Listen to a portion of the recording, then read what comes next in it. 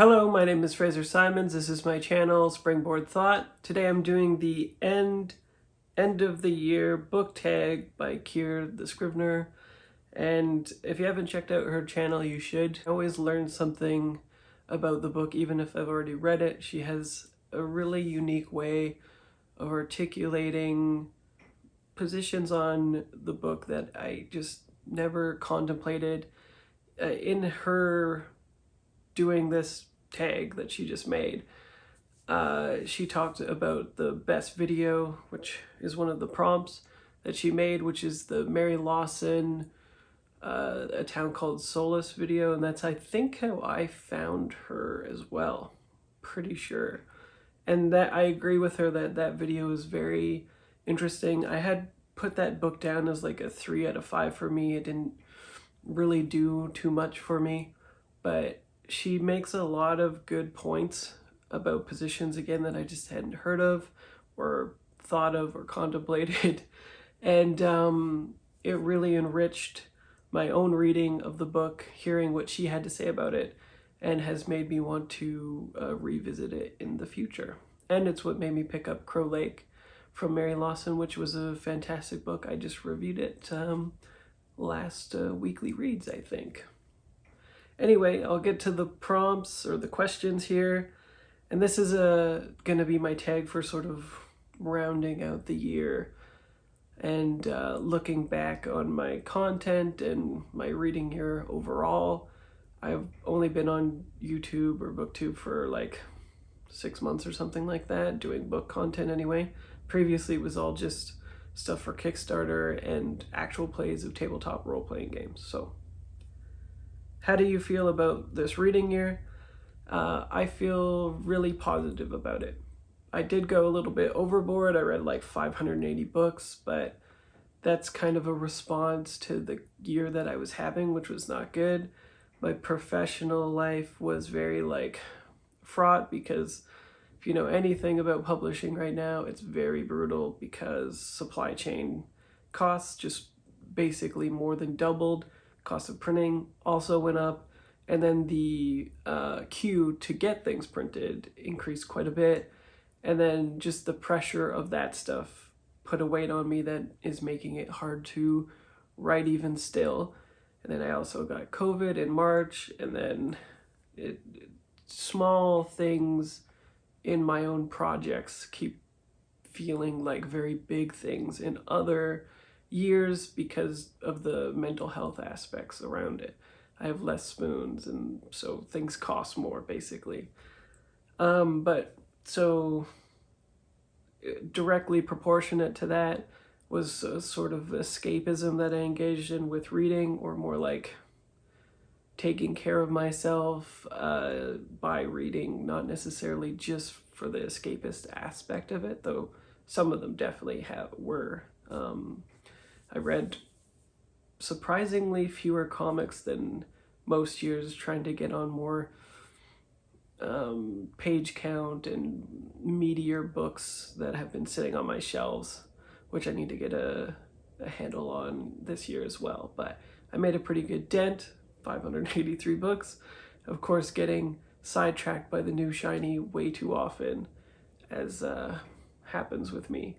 Even on my Libby queue right now, I counted the amount of books that are like brand new things that were prompted from watching BookTube probably, and it was like 22 out of the 30 in the queue or something like that is brand new stuff from the last like 2 or 3 weeks or something, where I was like, that seems cool, and then got the audiobook. So have I learned something? I don't know. What did we learn, Palmer? I don't know, sir. I don't fucking know either. I guess we learned not to do it again. Yes, sir. I'm fucked if I know what we did. Yes, sir. It's hard to say. But it was a fantastic year. I really honed in on what I do and do not like, and further sort of refine my palate, I guess, and my diet, of my reading diet. And yeah, it was phenomenal. Best reading year yet, I think. What are 2 phases or authors you went through this year? Well, according to Storygraph, the highest books that I read was, I went from, because Shadow and Bone came out on Netflix, I went to Leigh Bardugo and then just read pretty much everything in this verse for the first 3 books, then these 2 books, which are gorgeous, by the way, with sprayed edges and, oh, it's a little dusty now. But I read these 2 books. I really like these books in some way. I kind of feel like they're the only really good books that she wrote. But that being said, I consumed everything in the verse, like all the little novellas, all of the peripheral content, as well as the completion of that Wolves one, Throne of Wolves, something like that. History of Wolves was amazing, but that's not the book. Something about wolves dropped and it completed the duology in this universe. So I don't know, for some reason it just kind of hit the almost guilty pleasure aspect, I guess, of that time of the year for me. And I just read it all. Later on, you will have noticed that I did my David Mitchell series, where I read absolutely every single David Mitchell book, and then did a series on it, because each of these books that he published are actually interconnected.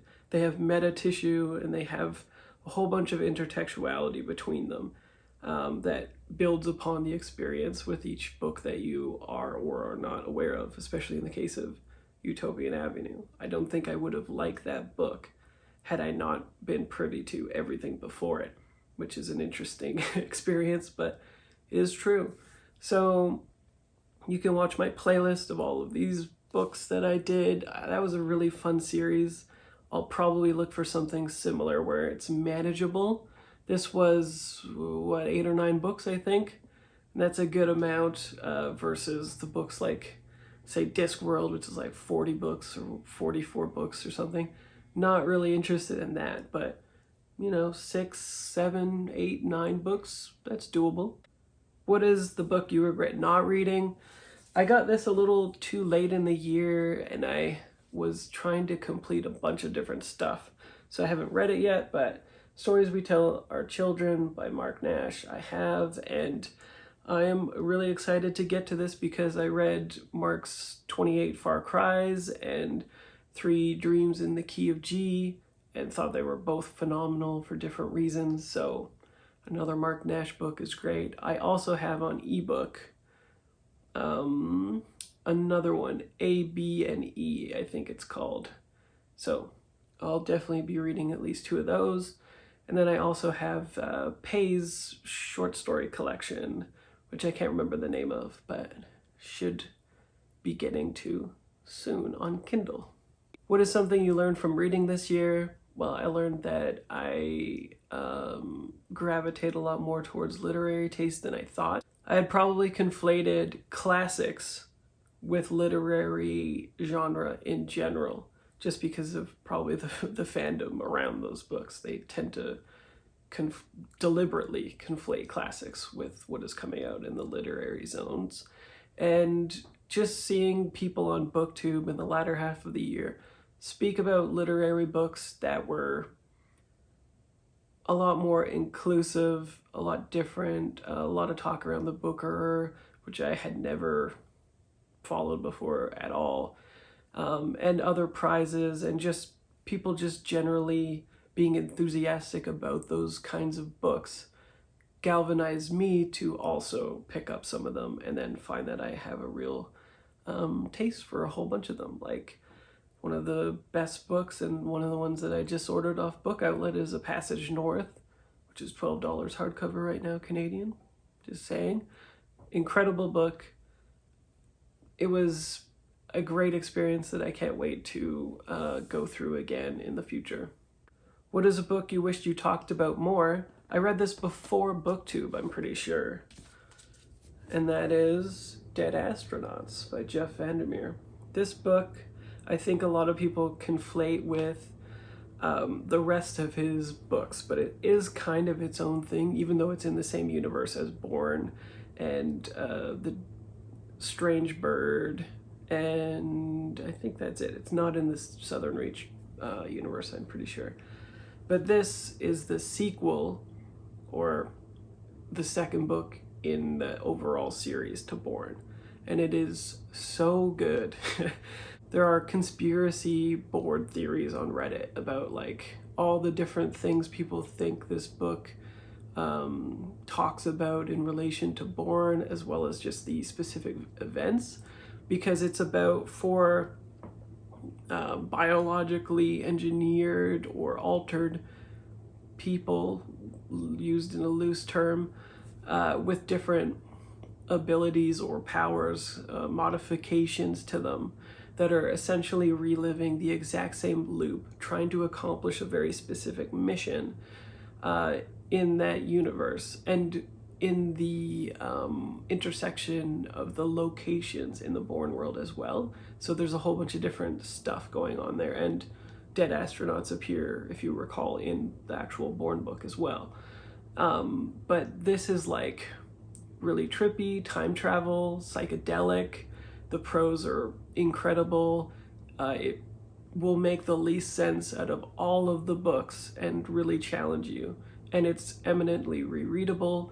I have had excellent conversations around this book with people who read it, with us interpreting our readings in different ways and taking events in different ways, and what that kind of recontextualizes or textualizes about this text, as well as events that occur in Born. It's a really great book. It just barely did not get on my top 20, and that is because I wanted to sort of highlight authors that I didn't particularly see getting highlighted as much, and it's not really a book that I can generally recommend the average reader. I think this is sort of for fans of Vandermeer already, or people who are really into the concept of this book, which is somewhat unconventional, not in structure, but in its implementation. So, what is a non-bookish highlight? Movie, show, song, podcast, etc. Rhymes for Young Ghouls was an incredible movie. I've had on my shelf for like a year and didn't get to yet, but finally did, and it was incredible. I gave it like 9 out of 10, I think. And this is about a young Indigenous girl who grows up without a mother because she commits suicide pretty much right in front of her after an accident kills the younger brother, and then her dad is sent to jail in connection with the crime. And then it's her growing up on the reservation. Her and her friends hatch a plan to do a heist, and it's sort of like a little bit goofy but serious. It's a very good way of like getting people to realize things about the reservation within the context of a heist, which would appeal to most people. The cinematography, the lighting, the directing, the script, all phenomenal, and all done for a cheap amount of money. I think it was something stupid like 15 grand or something. And then also I recently read Fingersmith and then watched The Handmaiden again, which is incredible. It enhances the book reading very much, I think, and I actually prefer the film over the book because it takes some of the most interesting themes and just drives them harder. It's a little bit of a darker film. It takes place in Korea, and the context of colonization and imperialism is brought in from the Japanese perspective instead. And the act structure is perfect. The script is perfect. It's much more feminist and I think more interesting, but I do also, of course, really like Fingersmith. What is the greatest outlier for your books? It is poetry for sure. This book was phenomenal and did convince me to pick up more poetry. I picked up Injun by Jordan Abel as well. And then as a side note, according to Storygraph, my lowest, very lowest mood is relaxing, which I think is kind of funny. You would think that in a COVID year, I'd be reading more, I don't know, cozy or relaxing things, but apparently not. What book are you most excited to revisit? Nupaming by Leanne Bedasomasaki Simpson. And this is, it was one of my, if not the top read of last year along with Nishka.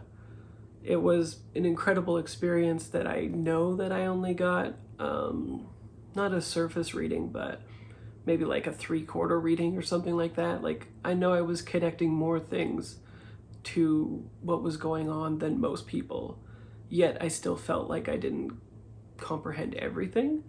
And so after watching a video about Leanne herself and the author of Crosshairs, who I can't recall at the moment, Hernandez perhaps, talk about the book, I think I'm in a better position to get an even deeper reading out of it. And it reads deceptively quick. This was like a sitting book for me anyway, so do it again, no problem. What video are you most proud of? Probably my Vita Nostra one. There wasn't really a video, at least that I could find, explaining the text to people, and it seems like throughout the 6 months, because it was one of my first videos, that people will randomly tell me that it was very helpful and very interesting for their reading, and they too wanted to compare their reading and see if they were right or what other people were thinking. So I thought that was very good. And then I also get a lot of comments about All's Well and my particular reading with that, because that's another very subjective thing, I think. And so that seems to have helped people out a lot. And so I'm really grateful that people continue to consume those ones and comment on them. If you found me via a different one, or you think a particular video was something that resonated with you, let me know. I'd love to know that kind of stuff and figure out what kind of content is resonating with people, really. And the last question is, what is your favorite last line of a book? And for this, and when all the people were dispersed, she still stood alone upon the seawall, remembering in her heart his saying, a little while, a moment of rest upon the wind, and another woman shall bear me. There's a bonus question which is, do you want to shout out any particular creator or video? I definitely do. Apocalypse Reading